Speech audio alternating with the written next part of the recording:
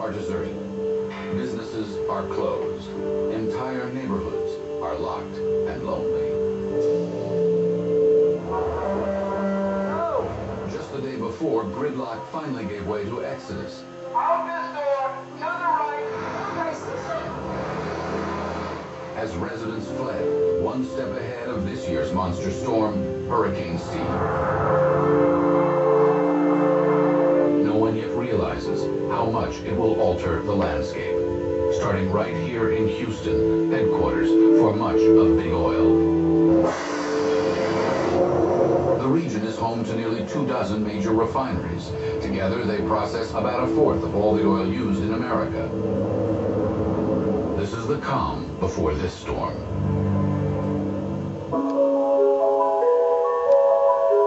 The winds are just constant now. It's like thousands of needles breaking you. Category 5 Hurricane Steve slams ashore with winds of nearly 200 miles an hour. The death toll is modest, but the physical damage is breathtaking. Storage tanks have been tipped over here and torn apart. Especially oil refineries, storage facilities, and hundreds of offshore platforms badly damaged.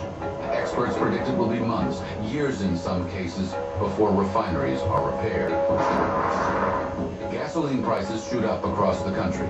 We got gas, food, and nothing. Panic buying leads to long lines and fears of shortages. Many pumps have run dry.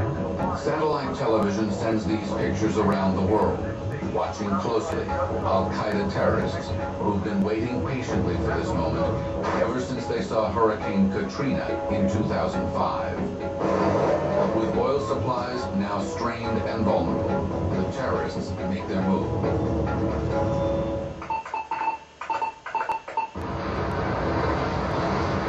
September 26, 2009. It's business as usual in the world's largest oil producer. Saudi Arabia is pumping 10 million barrels a day. Much of the kingdom's oil passes through the sprawling Abqaiq processing facility near Ras Janura. At 12:45 p.m., air traffic controllers pick up a distress call from a passenger jet flying from Tehran to Riyadh. Before they can even respond, the channel goes quiet. The plane disappears from their screens. At 1:04, an Arab satellite channel reports massive explosions at Abqaiq. Within minutes, there are reports of a second attack on Saudi Arabia's two largest export terminals, at Ras Tanura and at Yanbu on the Red Sea. This looks like Al-Qaeda's big move. It's real encore to 9/11. An attack that shakes the world. Some experts speculate up to 7 million barrels of oil a day, 8% of total world consumption, will be disrupted for 6 months or more. No one really knows. Oil markets are in chaos. A barrel of crude quickly tops $150.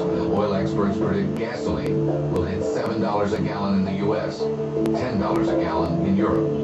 Political and business leaders fear the worst. This program is built around a dramatic scenario, a reckoning with the world's insatiable thirst for oil. We can hope this scenario never happens, but it's entirely plausible. In fact, we put it together with experts who study these very possibilities and their consequences. In the hour ahead, we'll also journey through the present to see what we're actually doing about all of this, because we have been warned. 70s, and Jimmy Carter's call to conserve. The energy crisis is real. Warned again when an oil man president told us, America is addicted to oil. but we consume more than ever, and forecasts show the trend continuing. So can we avoid tomorrow's oil crisis? I've come out to Maryland farm country to meet someone who used to work. Woolsey isn't the only expert raising the alarm. In his book, Twilight in the Desert, oil analyst Matthew Simmons argues that we're nearing the point when the world will need more oil than it can.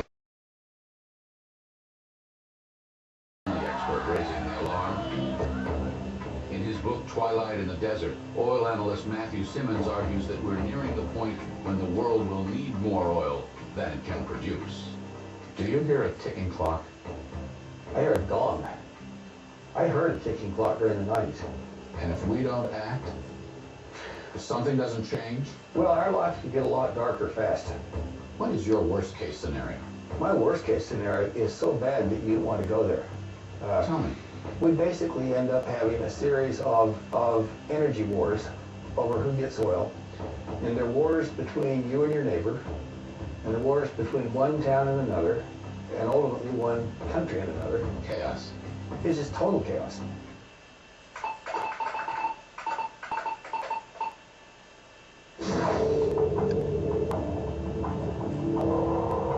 One day after terrorists hit Saudi oil installations, fires burn out of control.